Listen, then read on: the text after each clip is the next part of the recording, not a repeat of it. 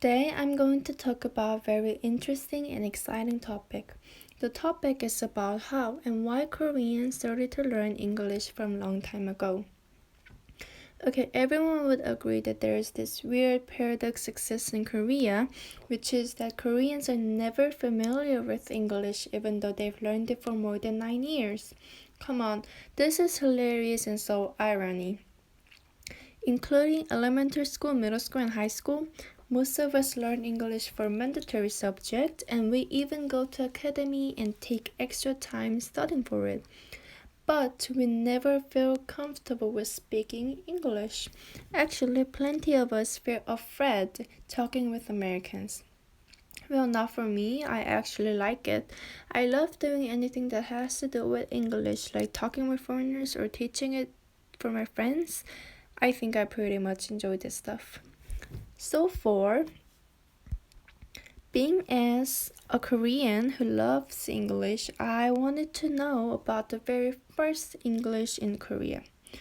And I'm sorry if I keep saying the word English for too many times and if it sounds distracting, but let us finally get started. From now on, we are going all the way back to the era of Joseon, which was previous name of Korea in about 1880s. So if I'm saying Joseon, you can just take it as Korea. In Joseon, there was not a single person who could speak English, so there was no exchange or any trade with Americans for them. However, there were two reasons that made Joseon people to think that they actually needed a new language. First reason was because of the first treaty that Joseon had made with the United States in 1882, and aka United States and Korea Treaty of 1882. Because Koreans didn't speak English, a person from Qing dynasty, we can just say a translator from another country, and he had to translate everything that was on the treaty between United States and Joseon. They weren't able to interact with each other on themselves.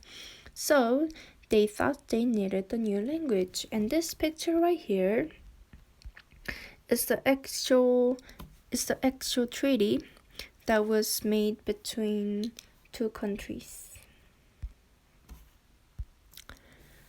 Another reason was because of the king named Gojong, and he's the man over here. So he thought America was the best.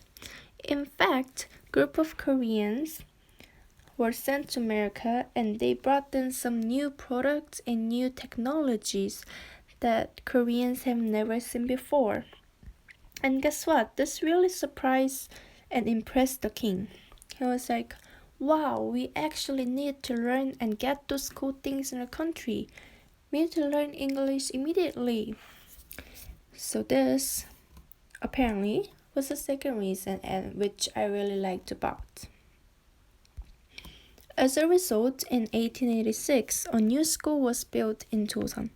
This school was a really special one, and I'm going to tell you 4 things about it. First, the purpose. Why was the school built? According to the official document that indicates about the school, it states that language is the most important thing to be learned in trading with other countries. Therefore, the school was built to let the young adults learn the new language. Second, who built this amazing school? It was both built and taught by professors from US who graduated prestigious universities. American professors actually came all the way to Joseon to teach English. Yay! And who were educated? At first, about 40 young adults, Korean adults, were educated, and more started to study English even on their own, which was fantastic. Then, how were they educated? Since none of Koreans knew English, the professors taught one by one, alphabet to words. They used as many objects as possible to teach the words, and they used their mouth to show pronunciation. Similarly, They taught Koreans just like how mothers teach their babies how to speak. Since Koreans needed English that they can actually use for communicating, the education was based on speaking and listening, just like the real one that Americans use today and the real one that all of us use today. Even the king participated in testing the students. You can see how hard the king and the professors contributed in education of English. And those contributions made fantastic results. Students were fastly learning English, and the education of English was pervading in that period. Hey, are you studying English? Of course I am. I'm already learning it. More and more people start to learn it. Surprisingly, one of the Europeans reported that none of any Chinese, Japanese, or any Asian would be greater at English comparing to Korea, which means they were actually rocking it. Well, I was really impressed to hear that. Now, here's where the problem begins. Japanese government started to colonize our country for 35 years. They limited the educations for Koreans, including English.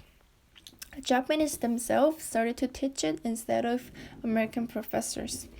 The English education completely changed into a different way from this point. They taught it in purpose of translating English into Japanese, so all the educations were based on grammar.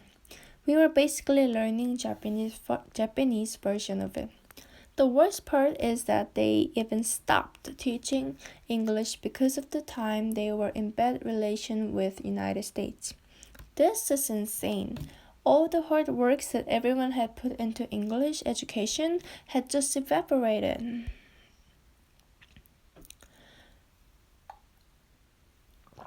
Oh yes, we did won the independence.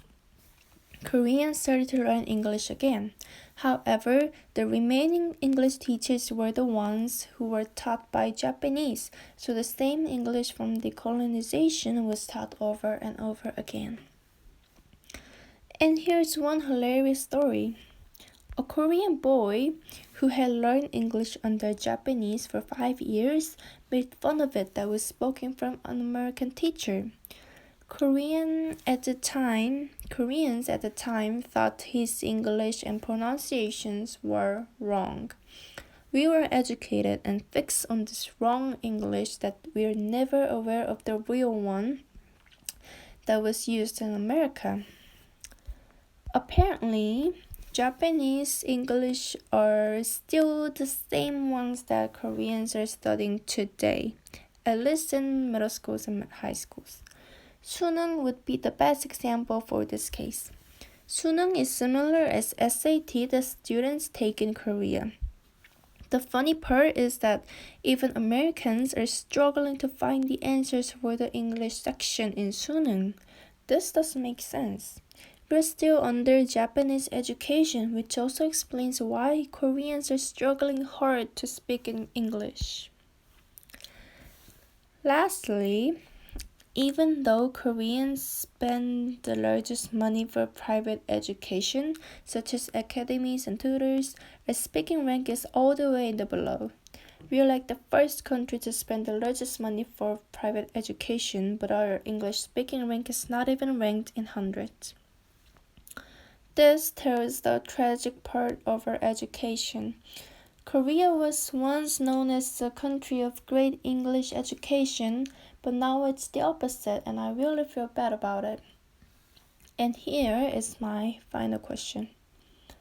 Would Korean students hate English as much as they do today if it was taught in the right way from the very beginning? I don't think so. And this was the end of my video. Thank you all for watching. Bye.